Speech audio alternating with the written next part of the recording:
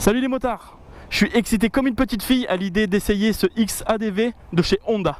Voilà, donc vraiment esthétiquement, au premier abord, on dirait qu'on a pris une Africa Twin et un scooter, on les a fait s'accoupler et boum, le ADV. On a une fourche inversée, je pense qu'en rigidité ça va être super. Double disque sur la roue avant, sur une petite roue en plus. Donc le freinage en ABS bien sûr va être bien mordant. On a une partie cycle relevée, pas mal relevée. Donc pour pouvoir faire des franchissements dans les chemins, pour pouvoir être plus polyvalent. En termes de selle, chacun à sa place. Là c'est canapé assuré. Le passager va être super bien, il y a 2 poignées. Franchement là, pour faire des bornes, des petits trajets, n'importe, ça doit être au top. Déjà ce que je vois au premier abord.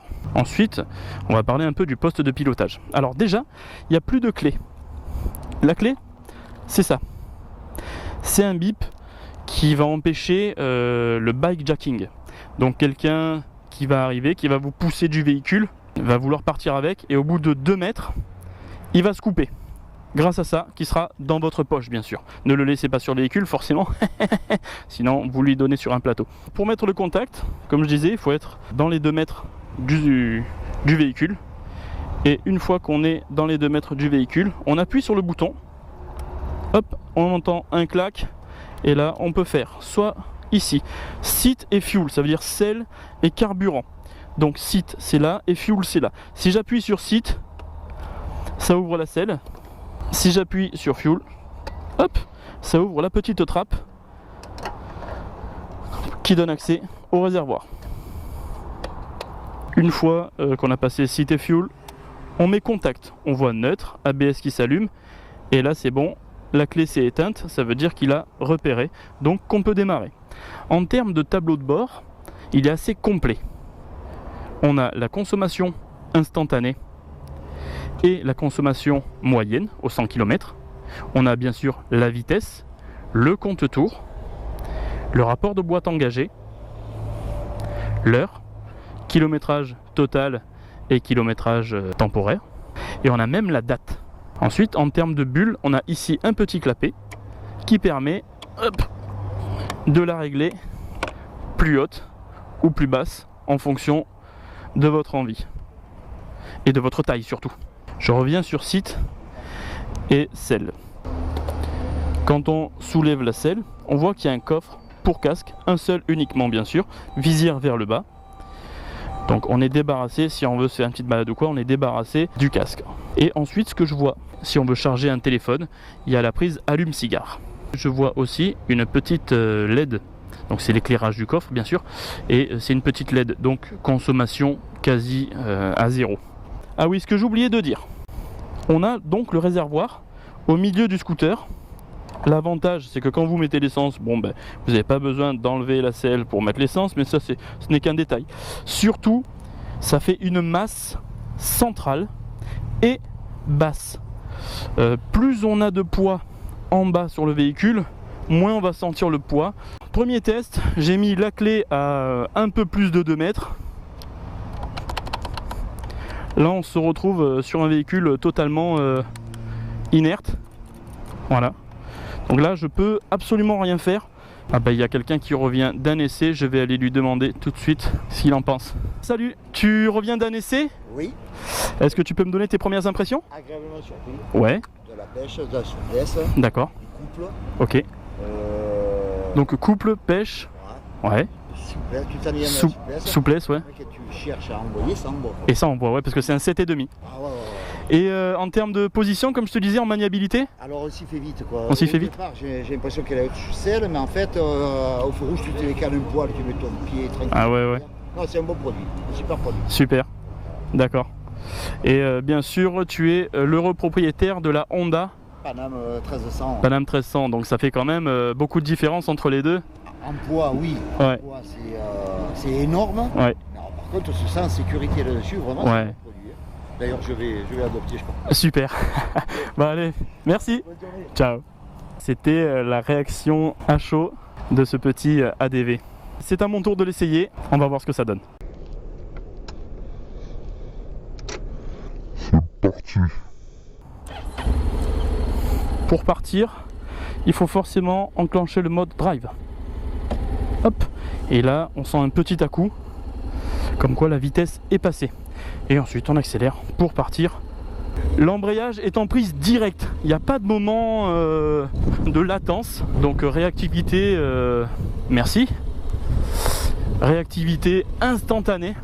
Alors j'allais embrayer de la main gauche, mais en fait c'est un frein et ça il faut pas se tromper.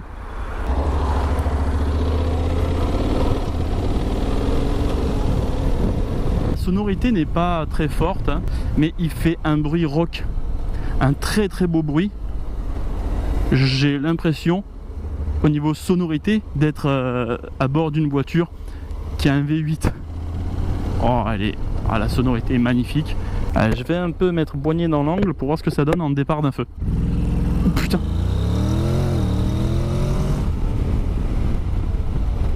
Alors, effectivement, il n'y a pas de moment de latence et j'ai mis poignée dans l'angle d'un coup.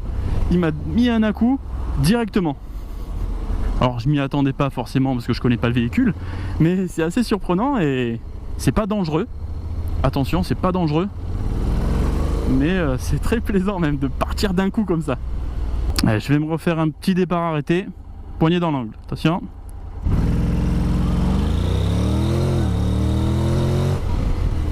C'est pas mal, une fois qu'on s'y attend, ça surprend plus comme la première fois. Mais vraiment, la prise est directe. En termes de confort, tiens, je vais prendre les Dodan exprès. J'ai l'impression qu'on a des suspensions très rigides en conduite, et pourtant très confortable.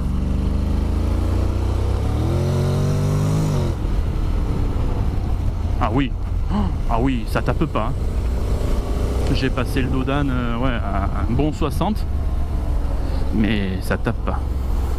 Autre point très très positif, le poids. Je sens vraiment qu'il est tout en bas. J'ai l'impression d'avoir un vélo entre les jambes. En termes de puissance, forcément on est sur un véhicule polyvalent qui cible un peu tout le monde. Donc on n'a pas une grosse puissance en chevaux, c'est du 55 chevaux, mais on a du couple. Donc on peut repartir à bas régime, on peut doubler sans problème. J'ai pas l'impression qu'il fait 55 chevaux. Alors là je suis en mode normal. Je vais essayer maintenant le mode de rapport. Donc pour passer en mode sport, il faut rester appuyé sur drive. Hop. Salut. C'est pour retomber sur les modes normaux. Quand on est en mode sport, il faut être à 50 ou inférieur à 50 pour repasser en mode normal. Donc là je suis en sport. Il y a 3 modes de sport. Sport 1, sport 2, sport 3. Là je suis en sport 2. Là je suis en sport 3. La différence d'un mode sport à un mode normal, ça va pas être en termes de suspension ou de châssis comme certains véhicules ou les voitures, tout ça. Là ça va vraiment toucher que la boîte. On va avoir des rapports qui vont passer plus tard.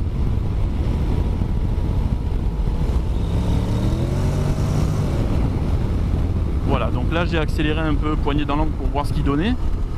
Et il rétrograde assez haut en régime pour avoir un bon frein moteur. Et les rapports, ils vont plus loin. Et bien sûr quand j'accélère poigné dans l'angle, il tombe les rapports adéquats pour être dans les hauts régimes. Voilà, donc Sport 3 ça va être son sport le plus péchu on va dire. Voilà.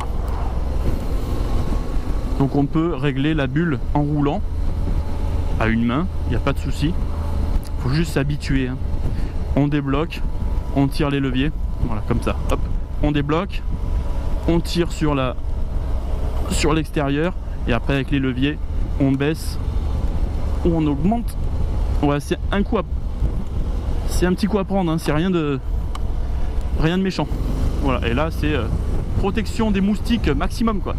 Là je passe en manuel. Donc apparemment je suis en mode automatique et dès que je passe en manuel ça disparaît. Il n'y a même pas un petit M du genre manuel. C'est pas grave, c'est qu'une prise en main. Et donc je vais gérer la boîte avec les commodos de gauche. C'est parti, je suis en première. Putain, prise instantanée.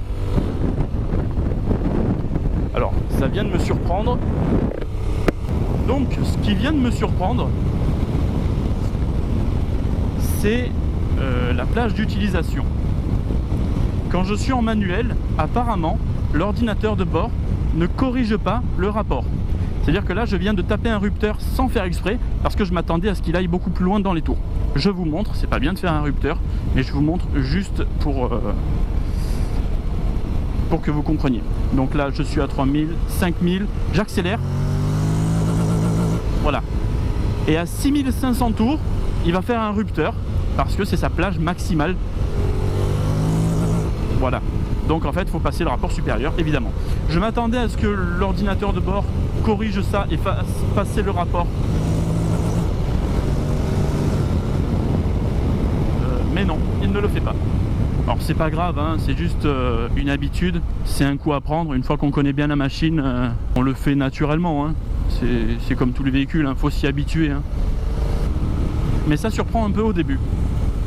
Ça montre bien que on a le contrôle total de la boîte de vitesse quand on est en manuel. Les rapports passent instantanément. C'est hyper rapide, hyper vif. Il n'y a pas de moment de latence, quoi. Là, je me suis arrêté dans un chemin en pente. Et comme on ne peut pas mettre de vitesse comme une moto, ou enfin je pense pas, ce qu'il y a de bien, c'est que, hop, il y a un petit frein de parking. On enlève en tirant dessus et ça revient à sa place. Allez, mon petit moment chemin. Comme c'est un véhicule polyvalent, j'ai envie de le tester un peu dans les chemins.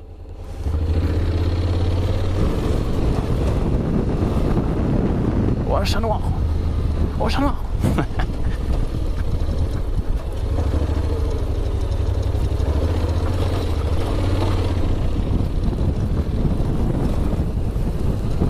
Ça tient super bien.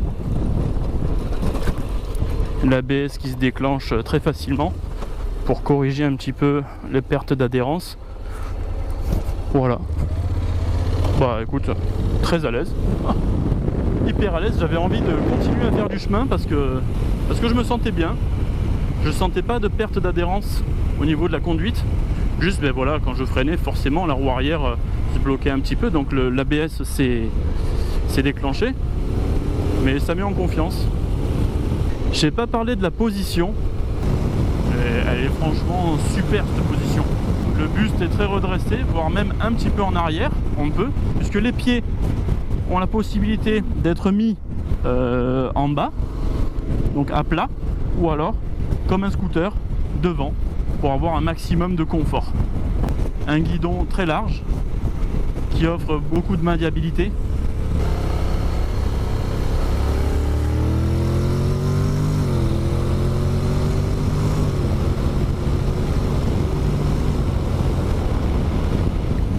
Je dirais que la plage maximale d'utilisation en termes de couple, ça va être 6000. À 6000, je vous conseille de passer le rapport parce qu'à 6005, vous êtes au rupteur. Route barrée, plan alarme incendie.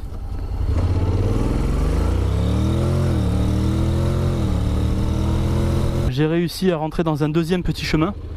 Bon, c'est pas bien, il faut pas le faire.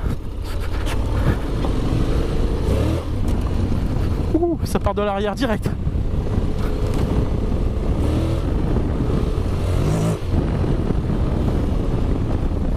Je suis en manuel. Ouh, ça drift, mais c'est marrant. Ça le fait pas dangereusement, comme il n'y a pas énormément de puissance. C'est pas dangereux, on se sent pas partir sans maîtrise, quoi. Non, non. C'est hyper à l'aise dans les chemins. Il y a du confort. Alors bien sûr, le confort est très relatif, hein. Faut y aller doucement dans les chemins, ce n'est quand même pas une motocross. Mais ça reste assez à l'aise. En franchissement, on se sent bien, quoi.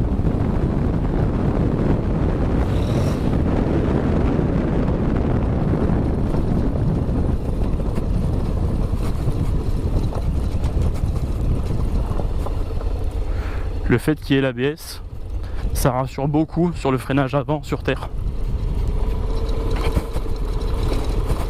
Est-ce que je peux le rouler debout? Eh ben oui. C'est pas ce qu'il y a de mieux comme position, mais oui, ça peut se rouler debout quand même pour des franchissements.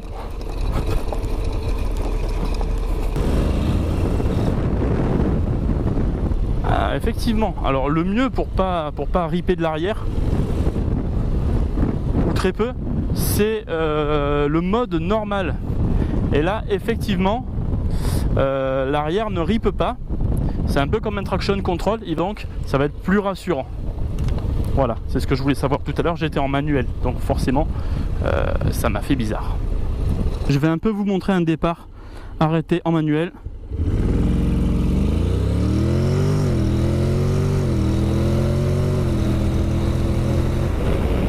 Allez, petit départ en mode sport. C'est parti. Wouhou.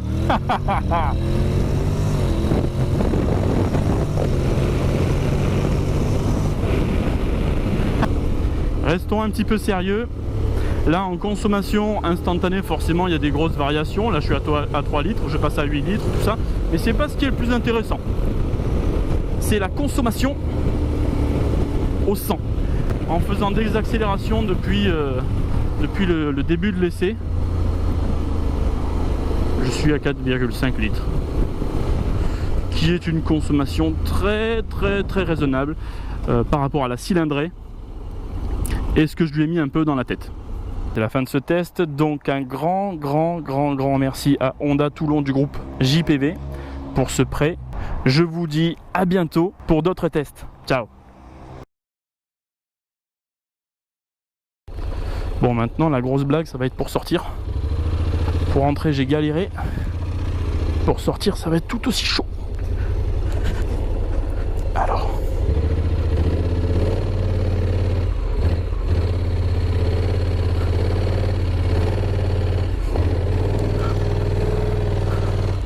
Alors, fais voir. Tac. Je suis un peu en galère, mais au final... Oh merde. Attends. Merde. Alors on est sur une machine qui pèse 230 kg. Oh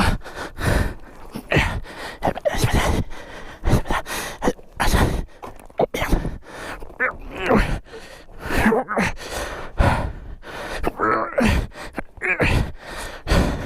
Je peux pas me permettre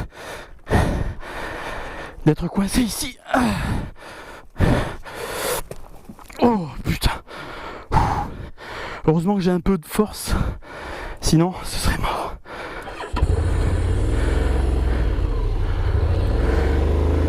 Merde, mais oui, je passe.